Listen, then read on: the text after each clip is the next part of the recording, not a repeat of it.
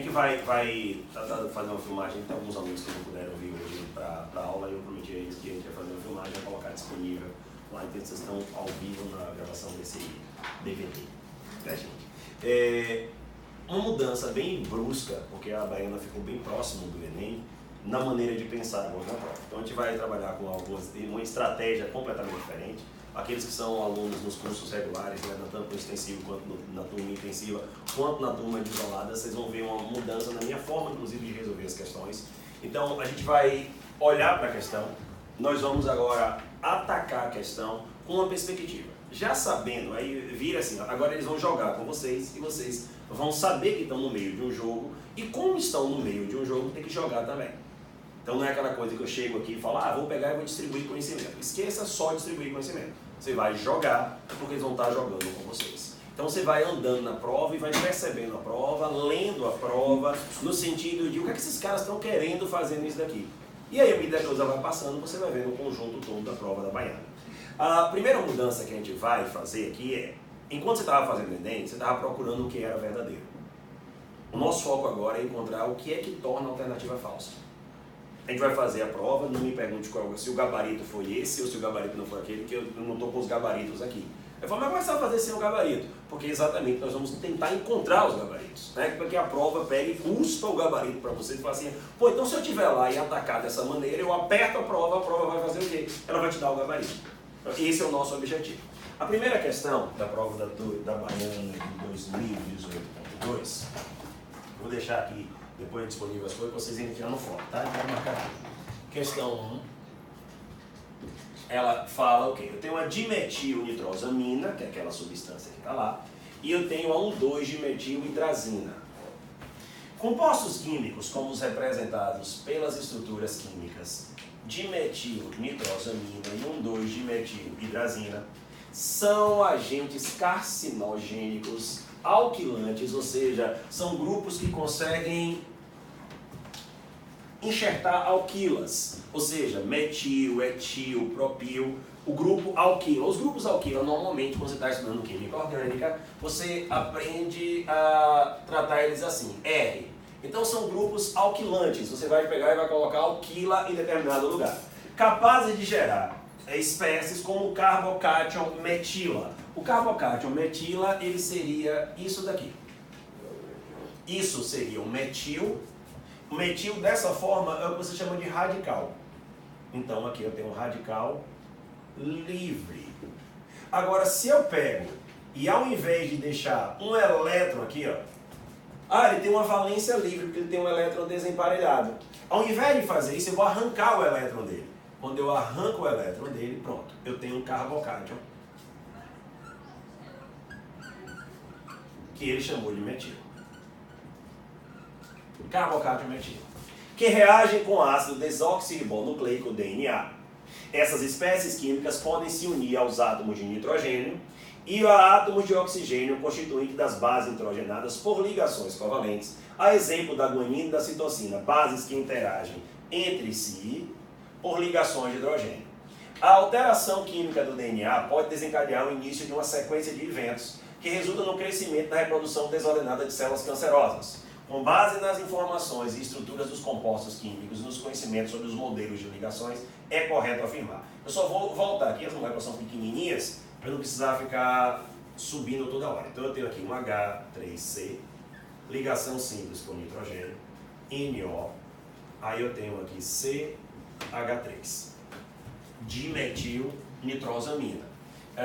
Depois eu tenho H3C, N, H, N também, H de novo, e aqui eu tenho CH3. Então eu tenho uma dimetilhidrazina. Se aqui fosse hidrogênio e hidrogênio, eu teria só a hidrazina.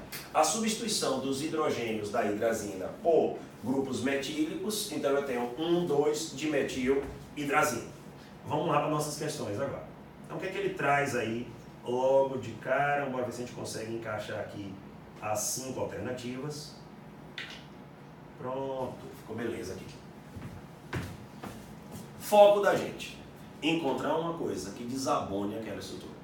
Então ele vai trazer uma afirmação, você vai só olhar a afirmação procurando a mentira. Então o meu foco agora é procurar a mentira. Tá? Olha esse negócio estranho, pois é. A estrutura química do agente carcinogênico, 1,2-dimetilhidrazina, apresenta 11 pares de elétrons compartilhados por ligações covalentes simples. Nós ainda estamos diante de uma situação, né, que dá para se contar. Mas a gente vai desencorajar, certo? Quando tu está aprendendo a estratégia, é para fazer contagem? Deixa a contagem um pouquinho de lado. Ou eu vou ter que contar todas as ligações simples, ainda vou ter que abrir umas estruturas ali. Então, todas as vezes que tiver que contar alguma coisa, se a contagem não for uma contagem bem pequenininha, você deixa isso daí para depois.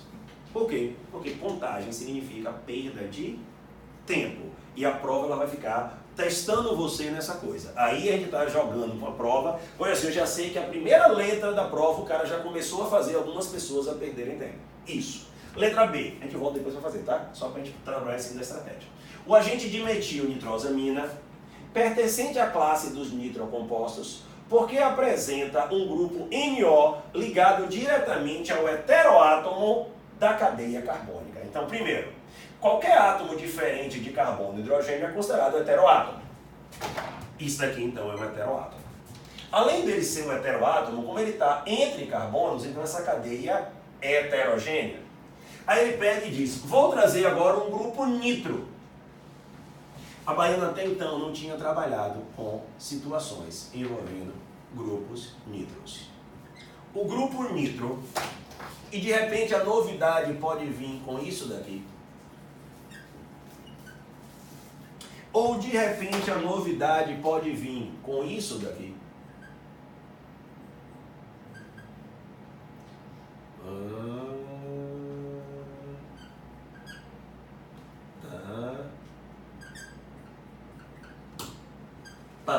Pronto. Eu tenho HNO3, perfeito? Só tenho que desmembrar um pouquinho ele para você enxergar direito. Eu tenho H2SO4, desmembrei para você enxergar direito. E aqui eu tenho H3PO4, desmembrei também para você enxergar direito.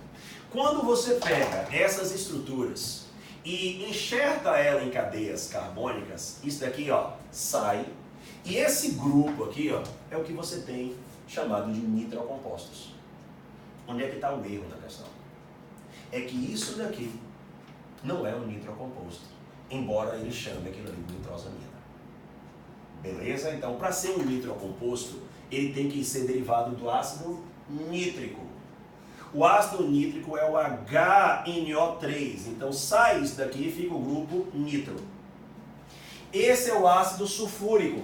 Em química orgânica, se ele aparecer lá em química orgânica, você vai chamar de sulfônico.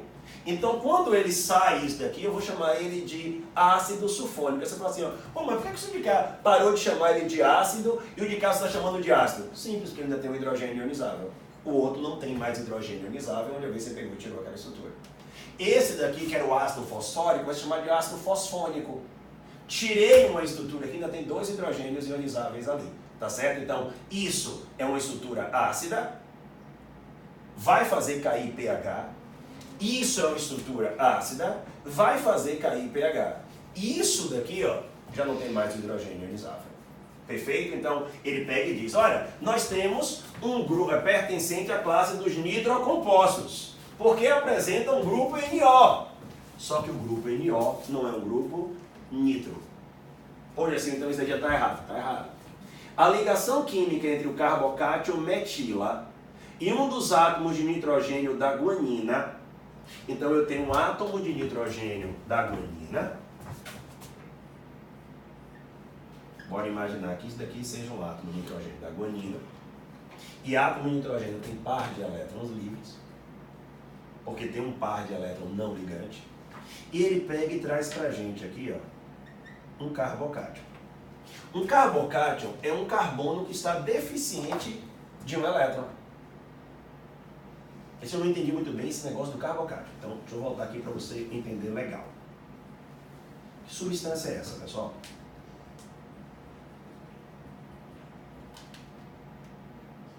Metano é a substância. Aqui tem um par de elétrons sendo compartilhados, aqui é um par de elétrons sendo compartilhados, aqui é um par de elétrons sendo compartilhados. Aqui é um par de elétrons sendo compartilhado. O que aconteceu? Aconteceu uma ruptura de uma ligação que nós chamamos de cisão. Essa cisão pode acontecer de duas maneiras. Eu quebro a ligação e cada um fica com o seu elétron. Aí eu chamo isso de cisão homolítica. Eu posso ter uma cisão e um carrega os dois elétrons.